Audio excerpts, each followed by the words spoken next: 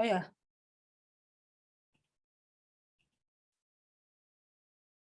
My internet is what?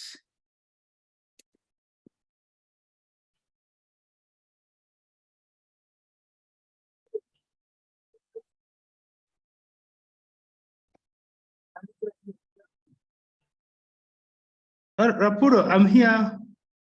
How are you? Thank you. Very well, very well.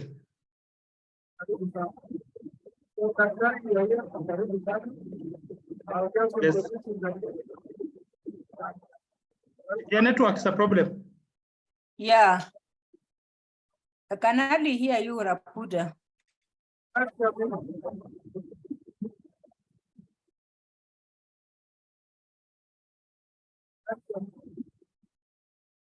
Yeah, you are very low. Yeah, but it's strained.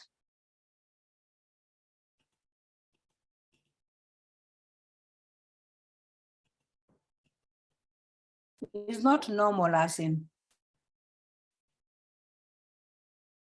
Earlier on, we were able to hear you very well.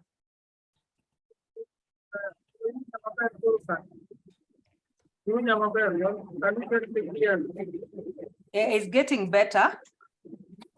Better now? Yeah. So welcome to this meeting. We have Dr. Collins, who is our chairperson. Yes. He will introduce himself, and then once he introduces himself, he will be able to pass mic to Parliament, who is also here, and then we'll have everybody introduce himself. Welcome. Yeah, thank you, Mr. Rapudo, and thank you, everybody. Thank you for inviting us to this meeting. I'm highly grateful that we are here today, and I want to welcome everybody on behalf of Kijiji Yeetu. My name is Dr. Collins Odwor. I'm the chairman of Kijiji Yeetu, and I also a lecturer at USIU. I'm a computer science lecturer based at USIU here. So thank you very much. All, I mean, just to welcome you, feel at home, and we are here to learn and share our experiences and knowledge. Thank you, Dr. Rapudo, back to you. My name is Rapudo Onyango, a lecturer at Jaramogi Oginga Odinga University and a member of Kijiji Yeetu. Thanks so much. We can continue.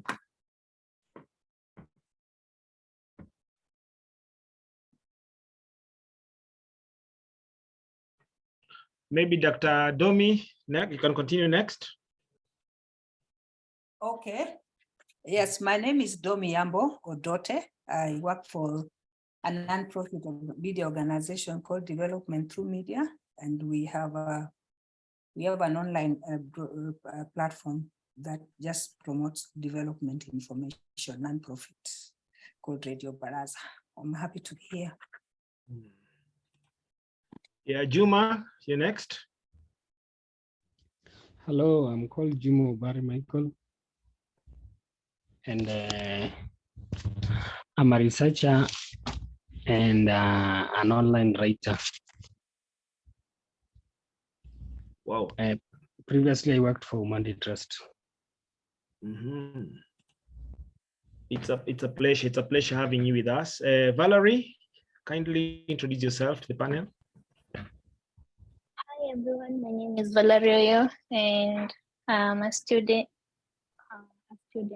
from Meru University in Science and Technology.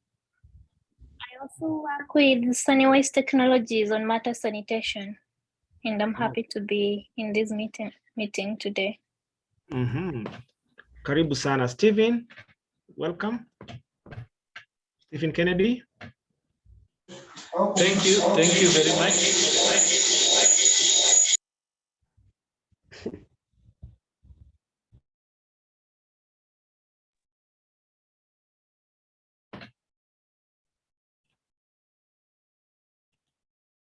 Kindly unmute yourself, Stephen.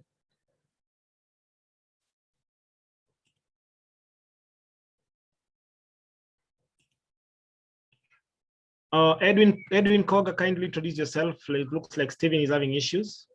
Hello, good afternoon. My name is Edwin Koga.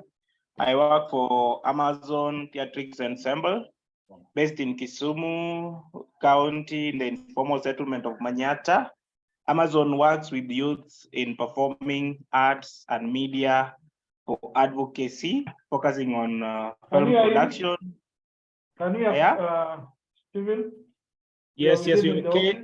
We are okay. We are continuing with introductions. Howie, we are about to finish. Then I hand over to you. Just give us a minute. We are hearing you very well. You can continue, Edwin. Yeah, I Hello. say that. Hello. I was saying Amazon work with. Edwin, continue. Howie will just get or will talk after you. Howie, let Edwin finish. Yeah, I was saying Amazon works with youth on arts, performing arts and media, focusing on community participatory educational theater, film production, and radio theater for development, for awareness creation and advocacy. We are based in Kisumu. Thanks so much. Omondi, I think it's you is remaining. Omondi, Oyo. Introduce yourself, Omondi. Good afternoon, everybody. Good afternoon. This is Richard Oyo. I'm a media practitioner. I work with Radio Lake Victoria. Is a radio station broadcasting in Luo language. We operate from Kisumu County. I'm here as a representative of Radio Lake Victoria, and I'm very passionate about everything to do with technology. I'm also the programs manager for Radio Lake Victoria. Pleasure meeting you all. Thank you so much. Howie, back to you. Each and every person has introduced themselves. Howie, take it over. Thank you. Can you hear me now? Yes, we can. Okay, let me just share my screen. But before I share my screen, let me allow the chairperson of Kijiji Yeetu just to give us an opening remarks, Dr. Collins, so that we move on. Thank you.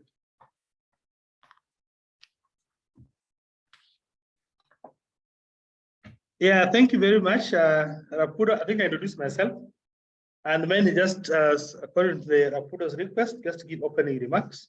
So I'd welcome you all to this meeting, and I'm very pleased that you're able to get time to join us today. I'm coming here today with two hats. I'm being USIU lecturer. I'm an assistant professor, computer science.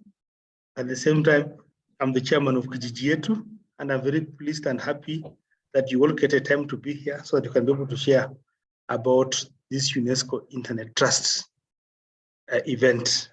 So feel at home, let's share out, let's unpackage and share a lot of work with our knowledge. Thank you very much and feel at home, feel welcome. Welcome. Thank you, Dr. for taking time. I know you have a very busy schedule, but it's good to have you here with us here. Thank you. Now, allow me to start by, can you everybody see what I'm, can you be able to see my screen? Yes, yes. Okay, thank you. So, basically what is happening, there's a discussion that is taking shape. UNESCO has been able to have this discussion where they're talking about freedom of expression and access to information. So they have developed guidelines, which are called multi-stakeholders approach guidelines that you can see regarding how we use digital technology. So basically, if you remember what I shared before, it was showing, even the guidelines was shared before. So here, today we are not going to use that timetable because but I'm trying to run very fast so that we can give everybody time. So basically, this is what the timeline of the consultation. So they have been having different kinds of consultation.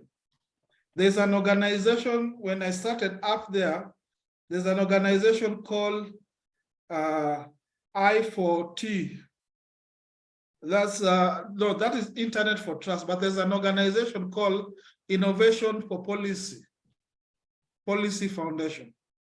So that organization is working with UNESCO to make sure that this policy is pushed.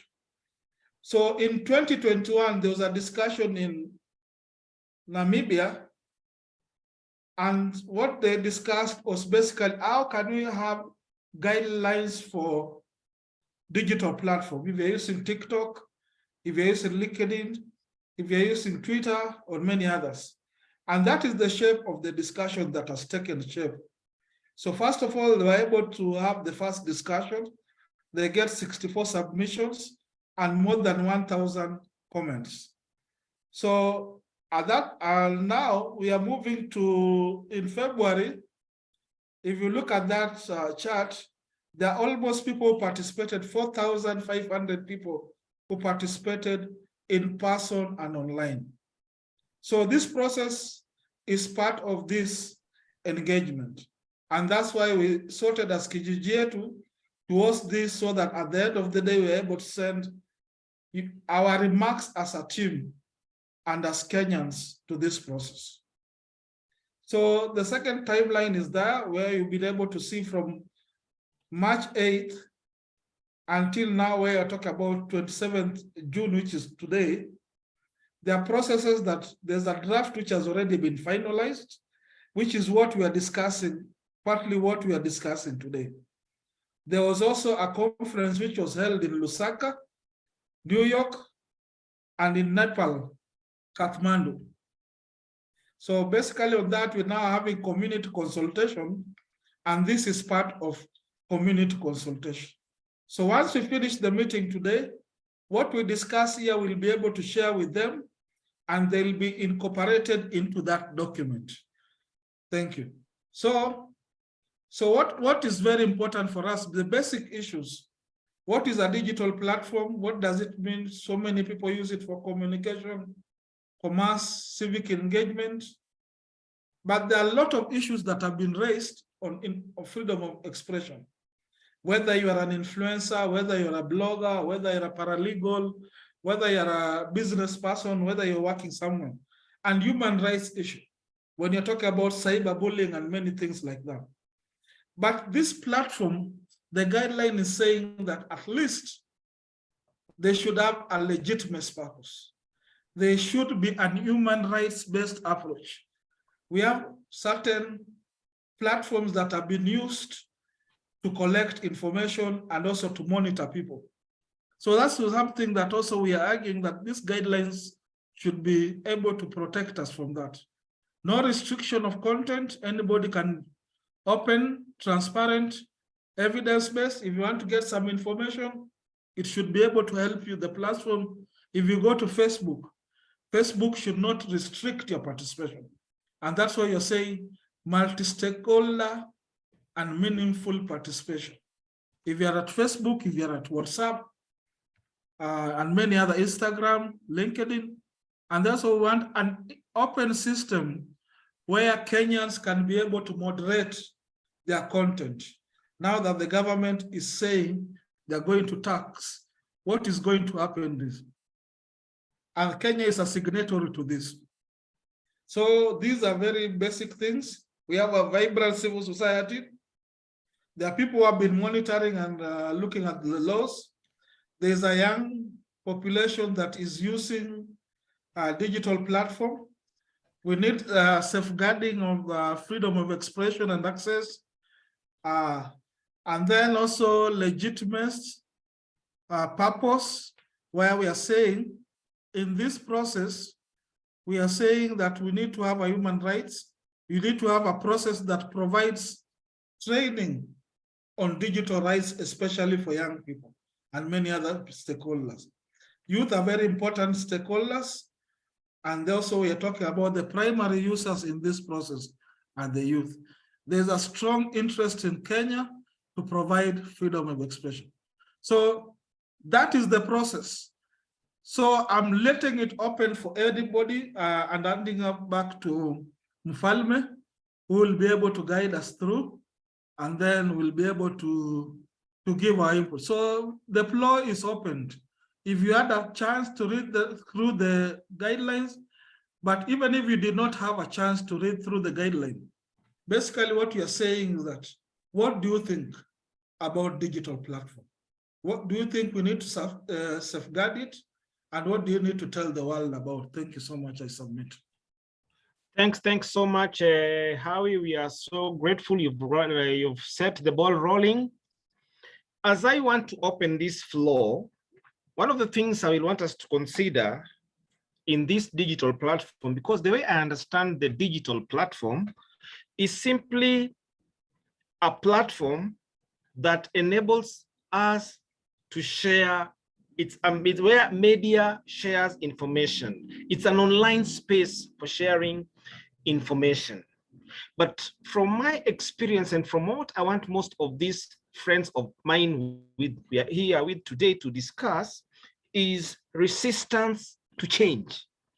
Because digital platform is bringing within us so many changes. And one of the things we are experiencing on the ground is that many people are not accepting it because of resistance to change. And one thing most of you are agreeing is that change is uncomfortable because either change sets you back or takes you forward. So as we move forward, maybe I'll start with Domi. Are you with us? Kindly give us what you think about these spaces. What your perspective is all about it. Thank you. Yeah, thank you. You know, I will actually, I won't even go far Yes. to think about it, because it's directly related to the existence of development through media, the organization that I work with, the non-profit media organization. You know, when we started the organization, there was it was started in 97. Let me just tell you that story. It might, you know. Oh, my dear, time. You have 5 minutes. You have five minutes. Yes. It's not a long story. I'll cut it short. It's a long story, but I'll cut it short. I'll just cut the chases. 97, and at that time, there was only KBC. And the civil society work was actually nowhere in the media. So we set out to fill that gap. But even in filling that gap, we did a lot of programs. You'd recall even our program, our talk show, long-running talk show, Together on the Move, just to get KBC to broadcast it. And we are very grateful. They'll broadcast it for free. Nobody's paying you money so that you can plow it back into the other. But we were glad because we were able now to talk about a lot of people across thematic areas that were civil society operating. And then the internet came. And when the internet came, it provided this space. And this space is a space for us. In other words, what I'm trying to say, it provides for us spaces to do our work better or in a different way than we have seen in the past. So if you look at the history in that progression, so it's a space, the internet is a wonderful space. We can discuss our issues. Of course, it needs the regulation shouldn't be the kind of punitive regulation, but how do we make sure that the information we share in the spaces are educative, especially for us in civil society, that they push our agenda forward? And how can we use the spaces to rally civil society? Because I know now everybody is running their own race. But when we are divided like that, then nobody knows where do we go, where do we, whatever. So how can we rally the space so that we can now be able as civil society to share only relevant information that we have developed through our works? I don't know whether that makes sense to anybody in this room. It does, my dear. Yeah. So I like that. Thanks so much. My sister Domi has brought in quite good issues. She's talking about that one of the things we have to consider, even as civil society, even as individuals who are using these online spaces, is that we should ensure that the info we are taking there is educative,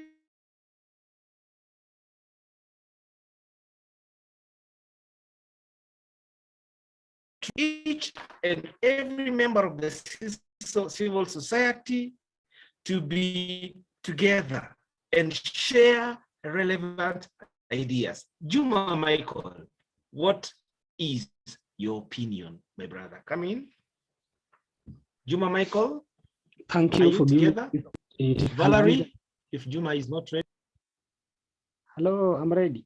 Juma is ready. Yeah. Juma, go ahead.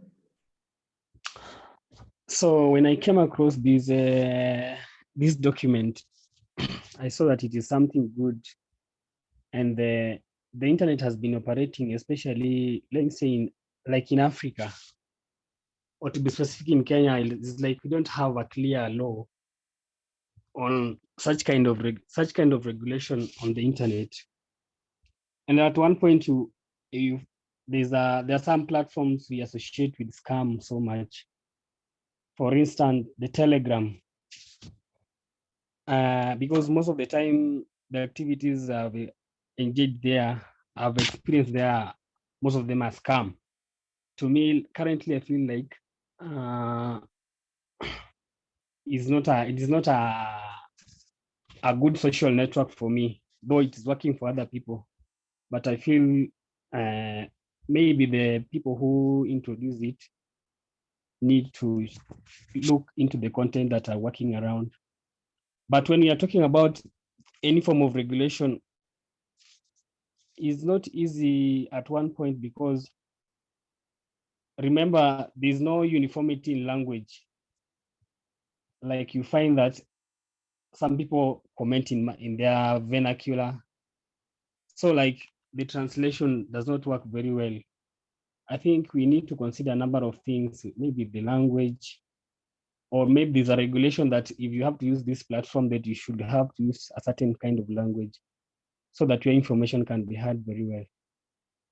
But there's need to spell out what content that should be shared within the online space. Thank you.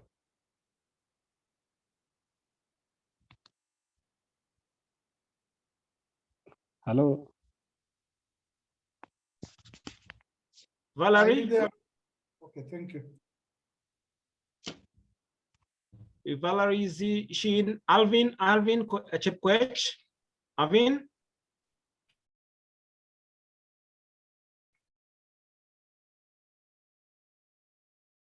Jane? You can try your Koga. Koga is also a very interesting person. Yes, I'm trying to get them. It's okay, Koga? Okay.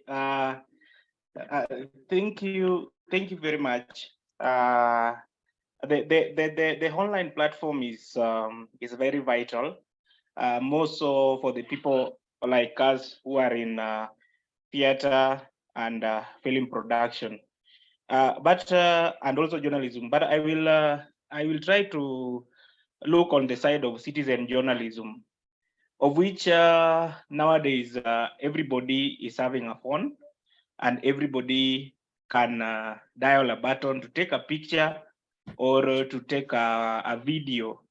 But what should be there? There should be a guideline, because once you see what people post online, some of them even post something that are not factual, something that are half-baked. They post anything. Like, for example, there are some things that should not be posted. Like you see some people posting dead bodies in a coffin.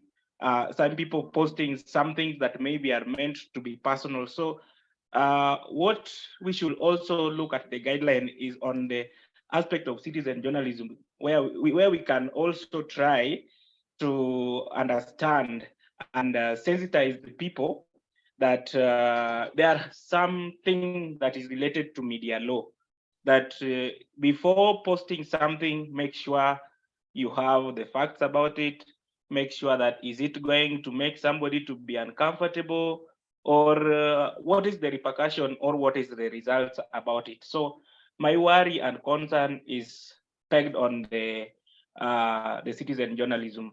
But all in all, if everybody can be brought to understanding and everybody can be aware, it is a platform that the platform can be used to start development issues towards our community development.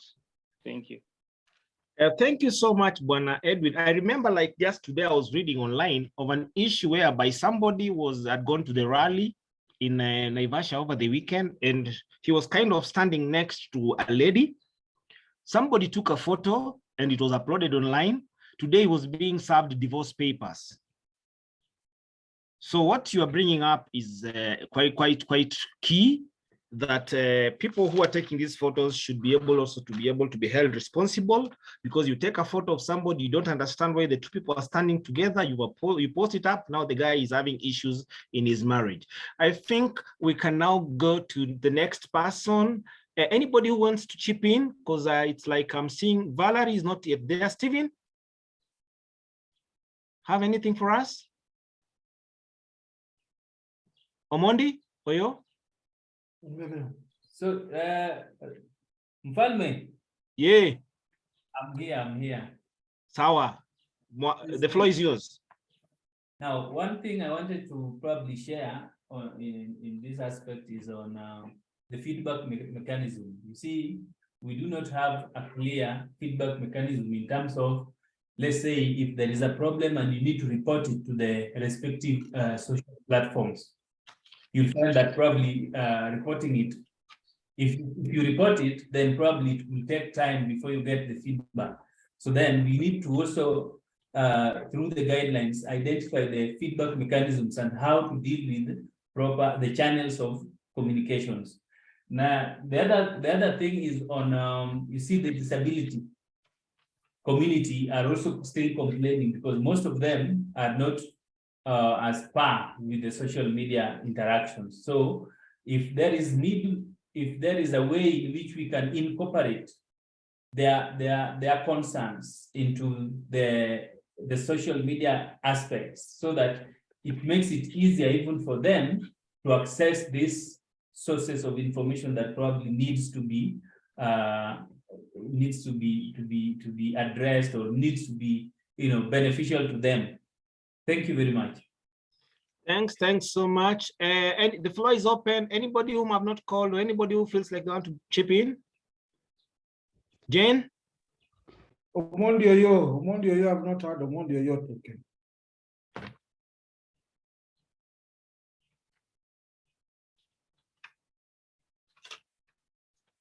Maybe I can also come in. I've read through the document.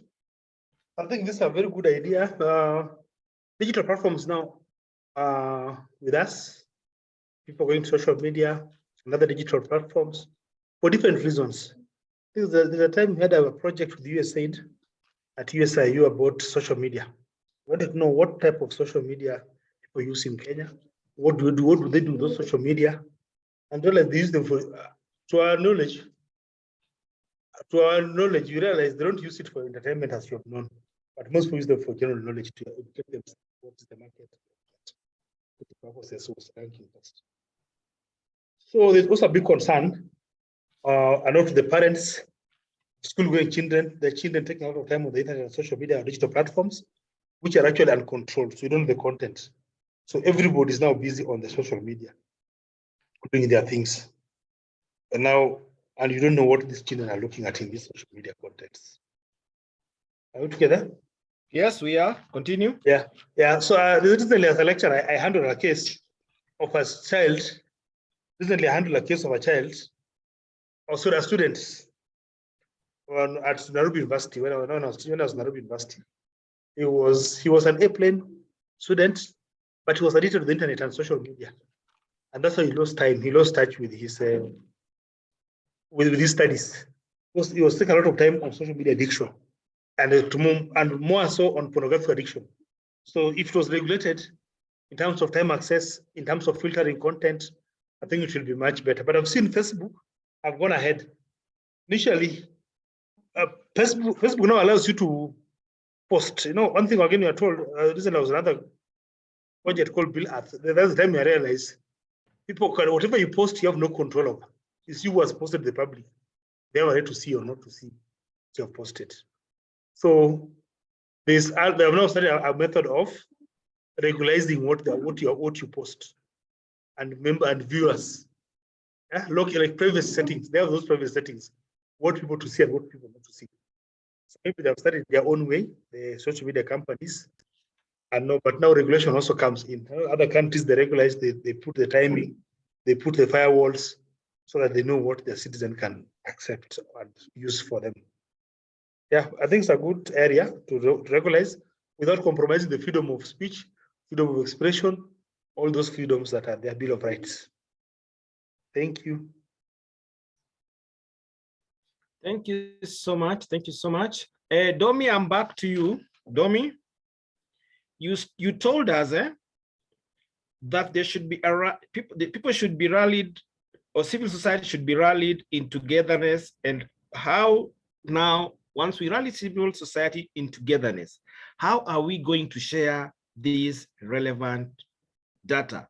What methods, what do you think can be done to ensure that we can rally this civil society together so that we can be able to ensure that these digital platforms are able to reach or conduct human rights diligence? Karibu ma. Asante.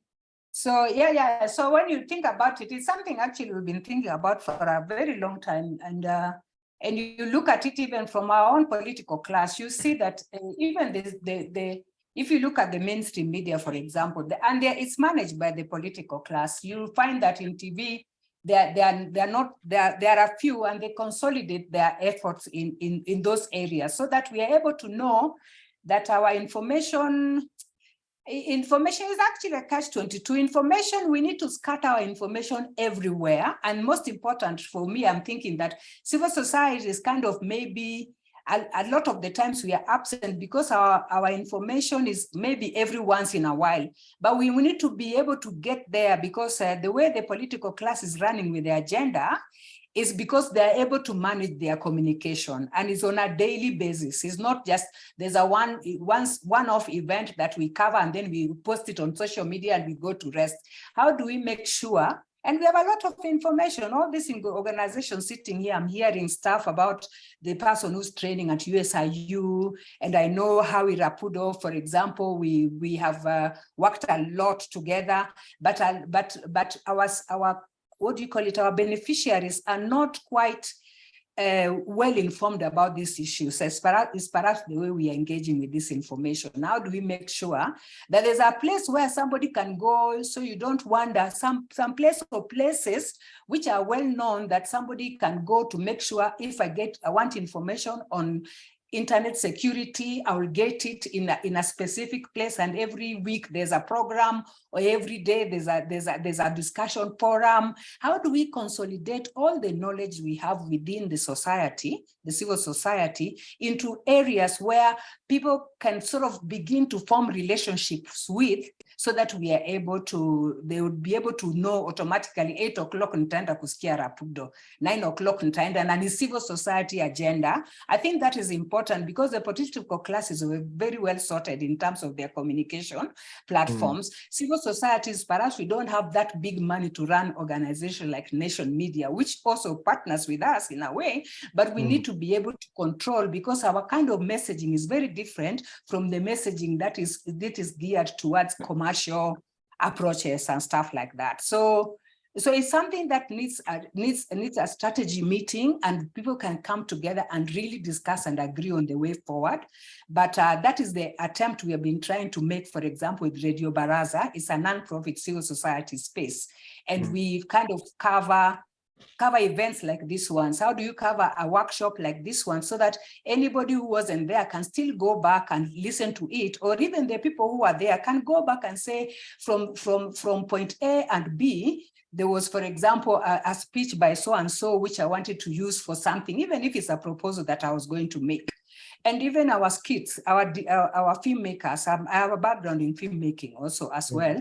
Our filmmakers, where can we have a space where we know we can rally everybody, and so that we are able, the messaging can be able to support some of our causes. It's a long term, but it's a possibility, because and the internet provides us that space. We don't have to worry again how expensive is it to set up a radio station, an FM radio station. If you can roll out on an internet platform, even as you move towards setting up a proper civil society TV TV and radio station. I don't know. Thanks. Yeah. Mhm. Thanks so much for that. Juma. I'm back to you, my brother. You talked. Yeah, just take it over. What were you what did you want to say? This thing you're talking about education. Really, you said regulation becomes hard due to language barrier. What really did you have in mind? So like, and how can it be tackled? For example, let me say, like, for example, in Kenya here, like for example, if somebody posts a status in their vernacular, maybe if I know the language, I'll understand what the person is saying, whether he's talking about is either radicalizing people or is either uniting people, but the other person may not get it, or the people who on the platform may not know what that person intended to say, or the impact of what that person is doing. So generally, as somebody said, that the digital development is here with us, and it's like we are not going back to where we were. So that's not what I wanted to say now. I want to talk about something about. I use the digital platform to look for work. So like, I connect with people from different locations and they give me work. So you can see there's a lot of information I share online with those people, but there's some risk that somebody can tap the information before it reaches the intended person. So things like that, with the regulation, I think we can be able to track a lot of the issues online. Like I was thinking, there's a number of Kenyans who work online, but is the government aware? The government is crying about the taxes, but if they bring something on online regulations and work, I think they'll be able to get a lot from people. So it's like there's a way people are dodging a lot of things. So with digital regulations, when it comes to like we are talking about the regulatory part, and I think in that is somewhere I talk about the regulatory issues.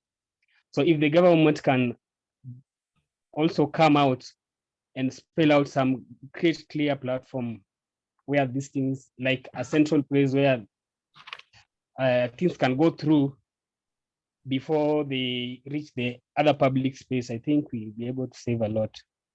Sawa. Thanks. Boniface Luanda, karibu sana. I've seen Grace Mwangangi is in, karibu sana. Turea Mwadzaya, karibu sana. Boniface, do you have anything to tell us? Greet us, tell us who you are, and if you have anything to bring in, please tell friends we are together with this panel. Karibu. Boniface Luanda, Boniface is not in. Turea Mwadzaya, karibu sana. Greet the people. Let them know you're here. Hello, how are you? Karibu sana. Asanteni. Who is Turaya? Who is Turaya?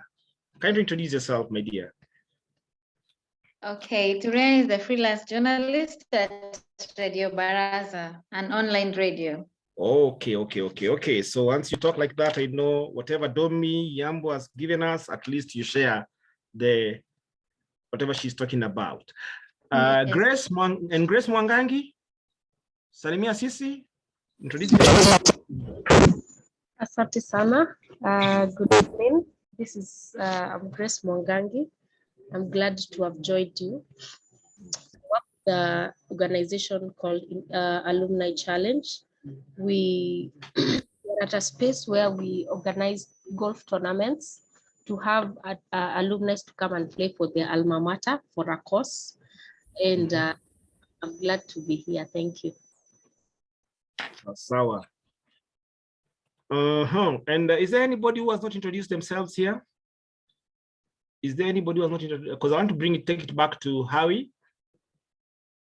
Okay, I believe that the discussion is quite rich because these regulations, and I've had people talking about so many things here. And as I was collecting the views, like someone saying that digital platform, decides on development matters. So it becomes very important because when you're talking about digital platforms deciding on development matters, it means someone might lose to participate in development if they are not having an access to develop. Another issue yenye imetokea hapa tunaongea mambo ya lack of feedback mechanism. We find that many at times we have digital platforms and even you don't know where you want to go. For example, ukipata media influencer amekupost na una trend. How do you deal with that? Because that's a very serious issue. And you find that if someone has posted, who do you go to? Issues zenye pia tunaona zimetokea is the issue of moderation. Let's say like if you are dealing with cyberbullying, how do you deal with cyberbullying? How can you go about it? Can citizens have their own mechanisms as citizens? Do you have all the time to go to court, which is a lengthy process? I think that's a very noble issue. Issues zenye pia nasikia imetokea hapa, the messaging for CSOs. How do we deal with that? How do you deal with the issue of messaging? Messages zetu are not rested like citizens and we want to engage citizens. Said kuna a lot of politics zenye nafanyika online. How do we deal with that? Can we be able to change the narrative? Who is in control of digital platform? And who decides what goes into the digital platform? So that becomes a very interesting issue. And I've seen people who have joined us. Maybe I can allow the moderator back so that we can, if anybody wants to add something, they can add. And as we go thanks on. so much. Thanks so much. Thanks so much. Because another thing that was key, which was said, and you've not talked about it, is that communities are not at par with social media interaction. That communities are lagging behind in the digital platform, and some of them, there'll be issues like they don't have connectivity, they don't have the funds to connect online, and maybe their lifestyle. So I have Charles Oyer here. Charles Oyer, karibu sana. Can you greet us, tell us who you are, what you do, so that we can hear also from you? Charles Oyer. He's not listening to me. Alfrik Mwana, salimia sisi, tell us who you are, you can greet us. Hamjambo wenzangu, samahani nimechelewa kidogo, lakini nafurahi kwamba niko hapa sasa hivi. Shukran. Kiwanja ni yako. Hello. Yes. Hello. Yes, Charles. Yes, Charles. Yeah. Thank you so much. I'll just thank you so much. Yes. I may not have much to say, but may listen a bit more, then I'll get in and say something later on, please. Thank you. Sawa. Is there anybody I'm seeing? Stephen Kennedy. Okay. Stephen Kennedy. Maybe I can add something as they are prepared. No? It's okay, Daktari. Thank you very much. I think so. I talk about this regulatory framework. Platforms have said you are here with us, and now they're also today in IT. We talk about disruptive technologies. Disruptive. So now they're among the technologies that are now disrupting all over. I think people in media now will tell you, a citizen does not have to wait for 9 o'clock news or 7 p.m. news to know what happened in Kenya. With social media and all those platforms, people are used to like them. So they are becoming disruptive on the other side. So we should be very cautious and knowing how do we handle the destructive nature, their destructive nature. On the other side, still on the destructive, in education where I am, there's now this new AI ChatGPT is also coming. So now I see that constantly for most education institutions in terms of students' assignments, thesis, and all that they're getting it easily or exams. But now it's also time for us now to think on the good side. What else can we use it for?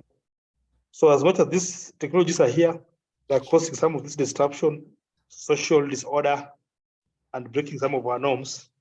It's also a good time now we also think of how can we utilize the potential or encourage the citizens to utilize the potential, get value out of it. Like I know there's some universities have now done a curriculum on social media in business. So how do you do social media in your business? How do you do social media in your agriculture? So that the regulatory framework gets the best, the regulators get the best out of this for the sake of the citizens' improvement. That was my comment. Actually, friends, we are talking about regulations, and we are looking at regulations on digital platforms. Do we have individuals who have come across experiences that have made them think or feel that digital platforms should be regulated? Or is there anybody not for it amongst us? The floor is open. Anybody can unmute and talk.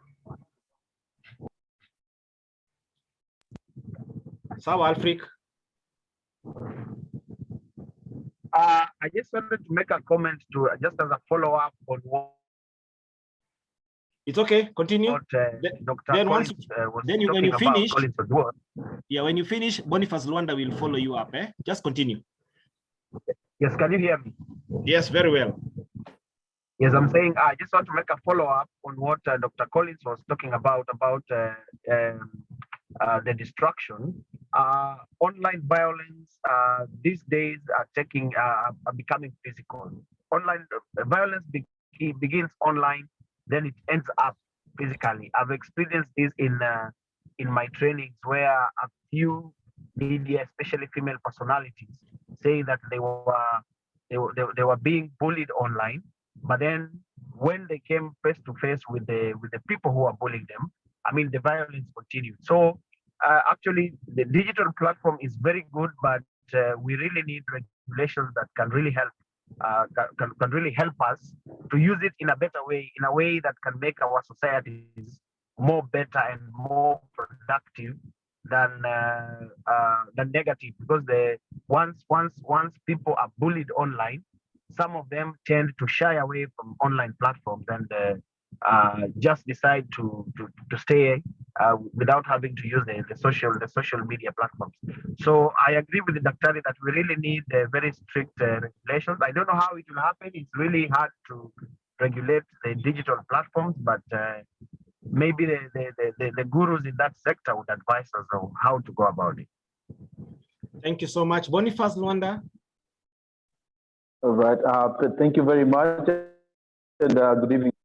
This is a very exciting conversation. For me, to regulate or not, I think we can't say no to regulate and regulate. Basically, around the egg and chicken situation. One look around first, like our personal liberties, because human beings, the issues around personal freedoms and liberties, which are fundamental human rights. So, so from that aspect, we should not regulate.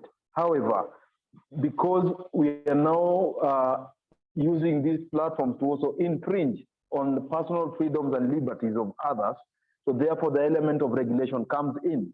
And while doing that, how do we draw the line by, especially for government agencies that are likely to use some of these regulations to also stifle the realization of particular personal liberties. Originally, like one of us said earlier, the realization of our rights and freedoms was always enjoyed in the physical space. But now that has moved into the faceless space that we cannot be able to touch. For example, if someone wanted a fight with me, physical, but right now that cannot happen because whoever is doing this is no longer someone you know. You can imagine someone in prison who is already in prison for particular crimes, still enjoying the freedom of infringing on the liberties of those who are free out there. So I agree we need to regulate for purposes of ensuring there's accountability, for those who are enjoying the freedoms to realize that those rights also come with responsibilities. So because of that, we need to regulate. But while also regulating, we should also draw the line to ensure that we don't violate some of the personal freedoms and liberties that human beings should be able to enjoy. And then lastly, I think Daktari said is the issue of how do you also leverage on these opportunities. COVID came and COVID disrupted the world completely. With these digital tools that are coming, how do we also listen to the new conversations that are coming and how can we harness them to help humanity move towards a new narrative that is being brought before us. Yeah, thank you very much. Thanks so much. You realize that whatever we are going through in these principles of the UN, they are under 5 principles. The UNESCO principle number 1 talks about that digital platforms should conduct human rights due diligence. Principle number 2, that the digital platforms should adhere to international human rights standards, including design, content moderation, and curation. Principle number 3 is that these platforms should be transparent. Platform number 4, that the platforms should make, the principle number 4, that platforms should make available information and tools for users. And the last principle, which is principle number 5, is that platforms are accountable to relevant stakeholders. So one of the things you realize that in as much as you people have been talking, actually you have been pinpointing on each and every of these areas. I don't know whether Koga is still with us. Koga, are you in? Koga? I'm still around. Yeah, you talked about doing something in theater, isn't it, and film production? Yes. And how are we able to regulate citizen journalism? And some of the times you find that whatever people are posting are just forwards. Yes. Well, what we should do by regulating the citizen journalism? There should be a lot of awareness creation on media law and ethics that regulates the content, because once you put something online, either a photo or a video, it's a content that can be viewed by anybody. But when you look at the journalism and media law, they are being regulated, because you are not even allowed to take a photo of somebody if this somebody doesn't know. But people do so, even to the sick people in the hospital. You find that somebody comes, visits you in the hospital, takes your picture. Already your picture is doing round on social media. And maybe you wanted to protect yourself by not being on social media for people to see that you are sick.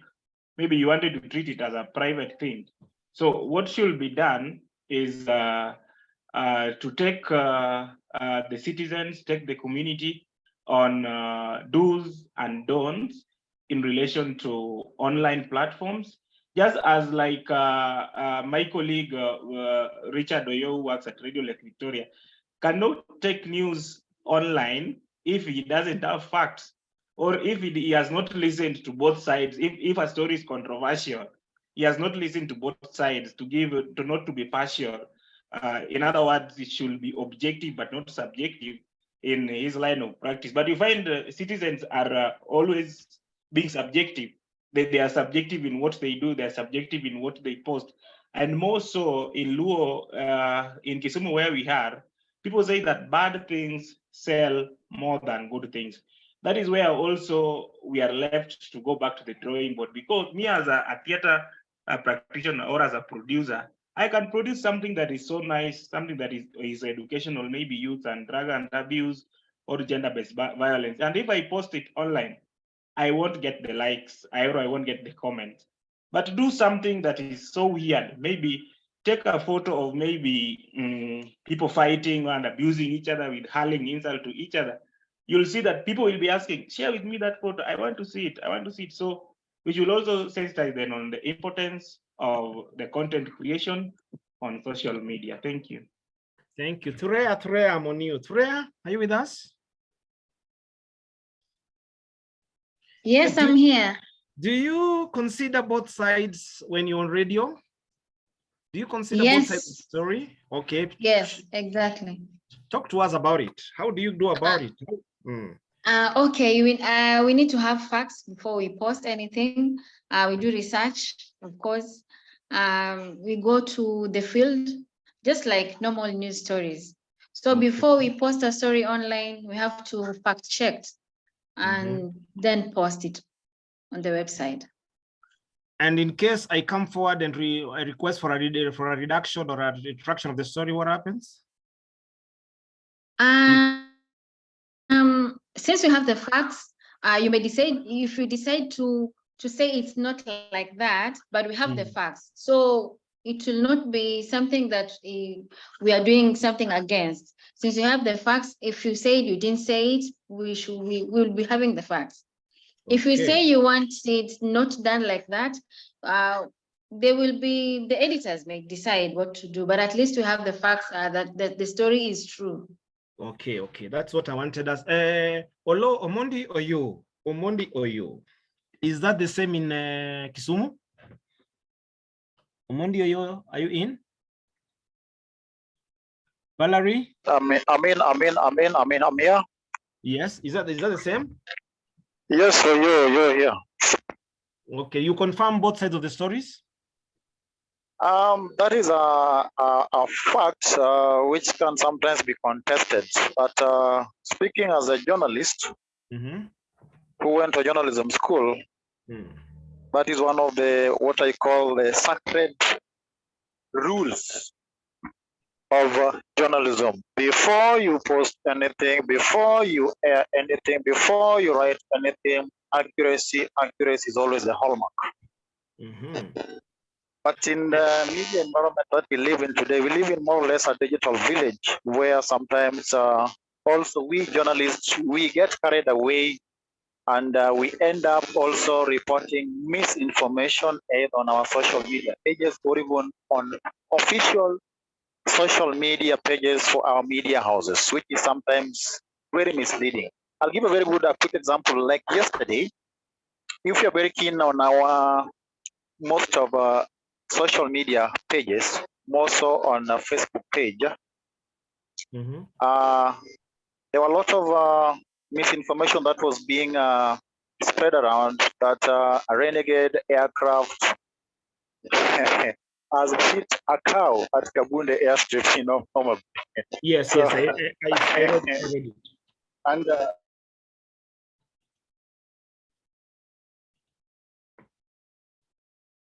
unfortunately, this same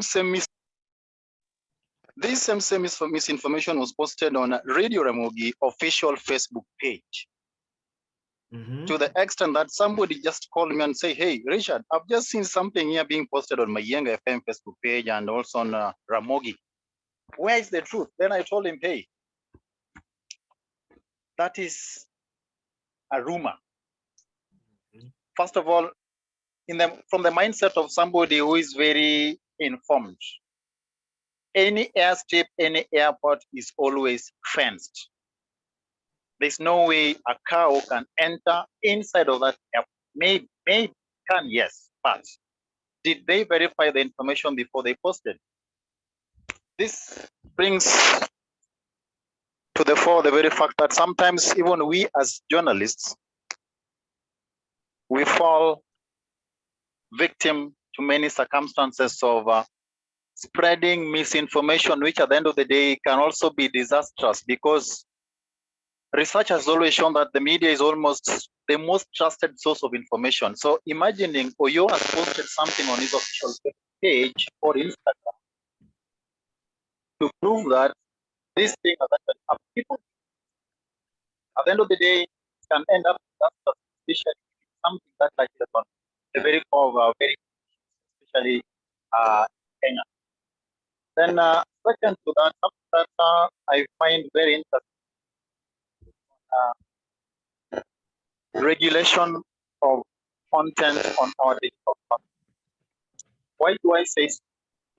We live in a global village where the public themselves have also become very good source of information, and they have ended up getting facts on the ground as they have happened or as they happening, and posting them live either on their social media pages, whichever it is. Twitter, Facebook, Instagram, Weibo, Snapchat, TikTok, Twitter, name them. But in as much as we talk about safeguarding the freedom either to post this information. Yes, the public right as enshrined in the Constitution. But then, where does this right start and where does it end? I think that forms a very good, a very difficult. Sorry for that. A very difficult situation that we find ourselves in, because in as much as we try, as much as we can, to make sure that information the public gets, they have a right to post it, they have a right to pass it over so that the rest of the people can be able to get it. And what is the intention? Either the intention could be good to make things right. Like we have been having a lot of cases whereby the very public give us very pertinent information regarding corruption cases, especially in county, being posted on Facebook, and then somebody says, hey, I want you to post this on my behalf because I want to remain anonymous. That is good information in the public's interest. But then there are some people who may be having information which is very, I could say, sensitive information, which ends up either leading to loss of life. Now, where do we draw the line? What I can say from where I sit is that as we are speaking now, I can say to a larger extent, digital platforms are already regulated, yes. Because as far as I remember, their information which you post on Twitter, there's somebody somewhere who will delete it because it does not conform to the standards or the rules. Same to Twitter, or not Twitter, but to Facebook or even Instagram. So that the limits of this freedom are structured in such a way that it does not offend other people. At the same time, it does not go overboard. So I think this is where we should actually be coming up with a framework.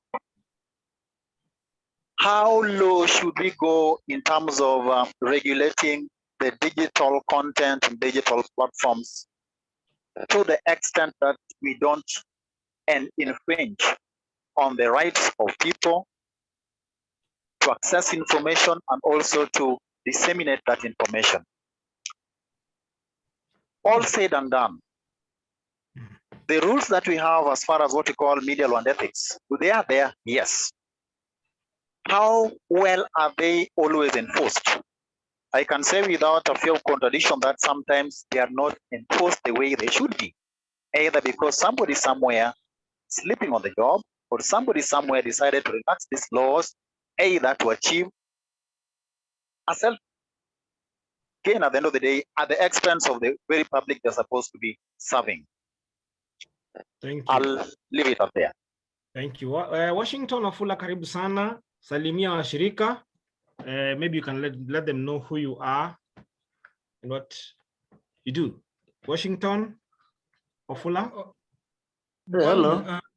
Mfalme, as you are going on, let's say, hello, Mfalme, as we are moving on, just one or two. I know we can close it up by 5:30, so that in the next 17 minutes we can wind up the debate. But also in the chat, I've posted in the chat. I've posted a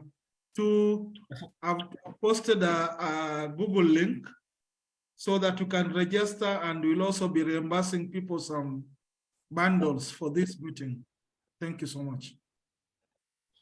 Sawa. Wafula, endelea baba. Hello, good evening, guys. Yes. Good evening. Okay, I'm Washington Wafula. I'm a real estate. I do real estate. Yes, actually, I do real estate, and I'm just a business guy. Yeah, but I left banking and enjoy to start my own business. I've been in banking for the past 6 years, then in Joel for the past 6 years again. Now I'm doing my own business, real estate. Anything? Do you use digital platforms for your work? Yeah, especially when I'm maybe announcing, maybe there's a especially when I'm doing I have some few rentals. So when I'm announcing that there's a vacancy somewhere, maybe.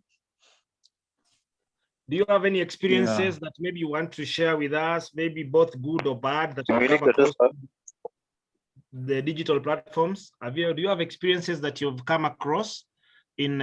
Yeah, first of all, when it comes to maybe real estate, when it comes to buying a property, yeah, like maybe a land, somebody may want to, maybe somebody may post a land, and if you go to do maybe a search on that particular land, you just find it is a hot air, you know. So maybe some people misuse, they misuse this digital platform in not a good, like they misuse the whole thing.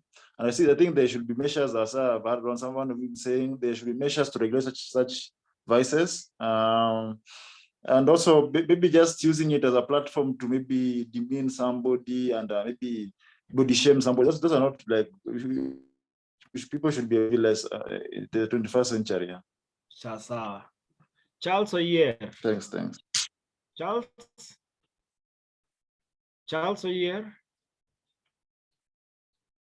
You have anything to tell us? Karibu sana. The floor is yours.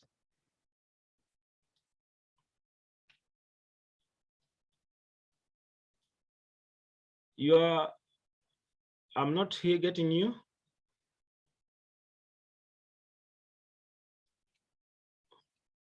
Charles, you okay? Try. Am I audible enough? Sawa, now you're okay. Thank you so much. I'm a consumer of digital products, a lot of it. I use it all the time as a practitioner, educationist, and whatever I do all the time, I use it much. There are a lot of challenges, and let me go to the original where you are, that regulation is very necessary, because without regulation, there are a lot of abuses that go on online. There are a lot of mistrust also online. So regulation will be very key.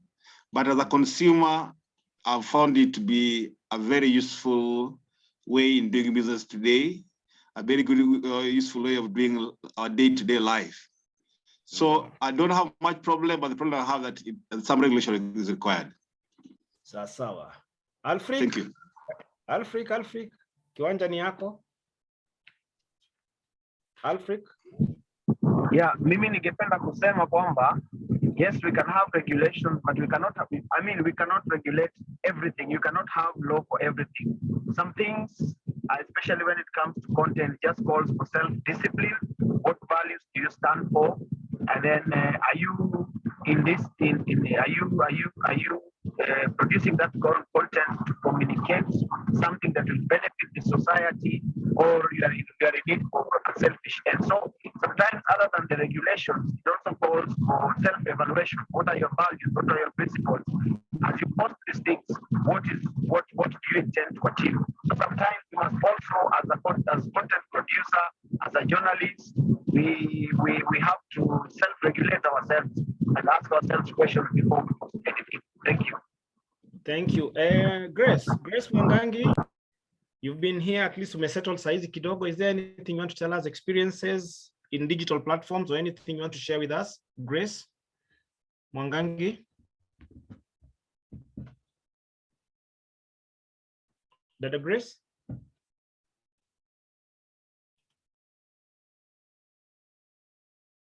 I don't know that she's there. Grace is coming also. I'm trying to remind all of us that are here, welcome. Please fill the Google Doc that we have there just for reimbursing some bundles, please. Thank you so much. Sawa. Dami, Mami, I'm back to you. Yes. You have heard what these people are talking about. Any input, anything coming across your mind? No, I think the discussion has been quite robust, and it's very interesting because it's really bringing in a lot of different ideas and nuances. It just goes to tell you that actually the internet is a very important space, and we need to figure out how do we bring all the notes into one good, nice symphony. So really, that's just to say that it's an amazing meeting, and it's good to have all these thoughts together. Juma Michael. Hello, I think I've followed the discussion closely and I've learned a lot of things from various people. Even if you are advocating for the digital regulations, but at one point, I'm concerned about the implementation of the laws. The laws might be there, but the implementation or follow-up might not. That's my worry. Okay. That's quite good. Stephen Kennedy, anything you want to tell us?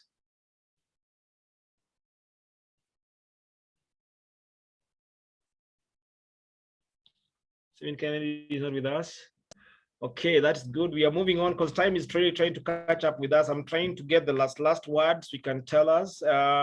Personally, I wanted to talk about how do we protect ourselves under these digital platforms. You see, one of the things that is going to be hard to regulate is because of late people have started using what we call VPNs, virtual private networks. And under these VPNs, you find they are able to hide, because with the virtual private networks, they are able to disguise. Because one thing, when you go online, your phone gets an IP address, and which is identified by the service provider back to your telephone number and to you.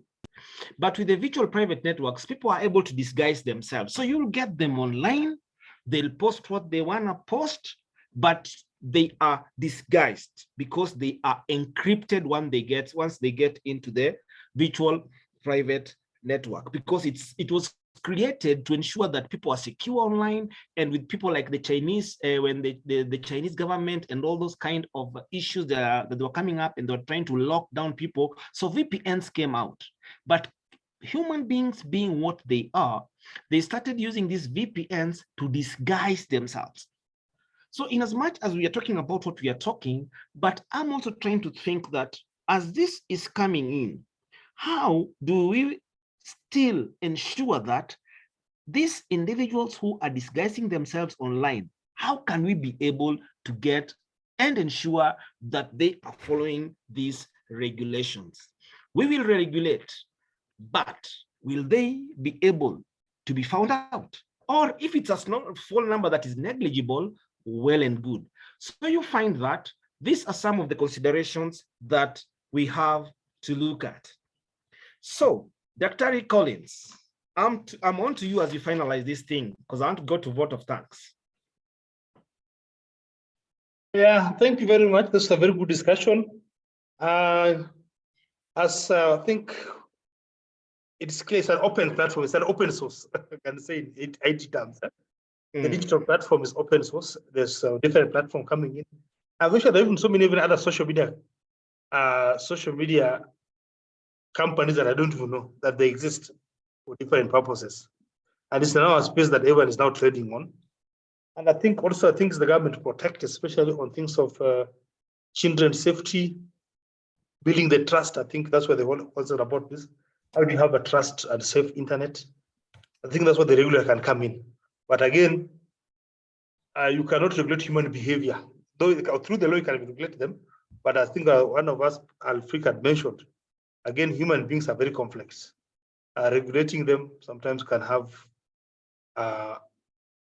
you may not able to regulate and police them in everything they do 100%, but regulation comes in, especially to wipe out some of the challenges and the negatives associated with these digital platforms that have been there, so that we minimize, not really eradicate, but to minimize. I think with that, it will be a good way to regulate without compromising the right to information. They have people have right to expression. Yeah, without compromising those basic rights, the Bill of Rights. Thank you. Thanks so much. Thanks so much, each and every person. I want to thank you for taking your time at least to be here and enable us sit together, talk to each other, talk to one another, and be able to just give our thoughts on these issues. So that as these regulations, or if this framework is coming out, at least our thoughts will have been penned down, and they can be able to get some things to be able to write from us. Thanks so much, each and every individual who has come. And I want to take this opportunity and head back to Howie, who, if he has anything, then he can close down the session. Howie. Thank you so much. Thank you, Stefan Mfalme. I know so many of you are people who are very passionate about what you do, I want to first of all thank everybody. Starting by one is our chairperson, who is Dr. Collins Oduor, who was able to take each minute here, and part of the team from Kijiji Yeetu. We have Kennedy, Stephen Kennedy Omolo, who is the finance officer for Kijiji Yeetu. And also we have Falme, who's been, you've heard about as the director. So I give thanks also to Domi. Domi, I know you've been able to do a lot of work on communication. I know Dr. Charles Oyer is also here with us. Thank you, Daktari, for taking your time, Afrik. Mwana, who's able to do a lot of work with drones, and also working a lot with Kenya Flying Labs. Juma, Mike Juma, thank you so much for your work in Kibra, and thank you also Washington for your work, especially on housing. Edwin Koga, I know Edwin Koga is doing a lot of work. If you're able to go to Kondele and part of Kisumu, you can be able to link up with, if you want to do something with young people, Edwin Koga is always available and you can reach out to him. Valerie, thank you for joining us and making it happen. And also I want to give Grace Mwangangi, and there was also Thra also from who's been able to accompany a director to this meeting. So thank you so much. Kijiji Yeetu is going to reach out to you. And I believe that everybody has been able to sign the form there. Inshallah, thank you so much. You can say goodbye to everybody, and you can open your mic and say goodbye to. And if you want to say hello to someone, I want to the recording.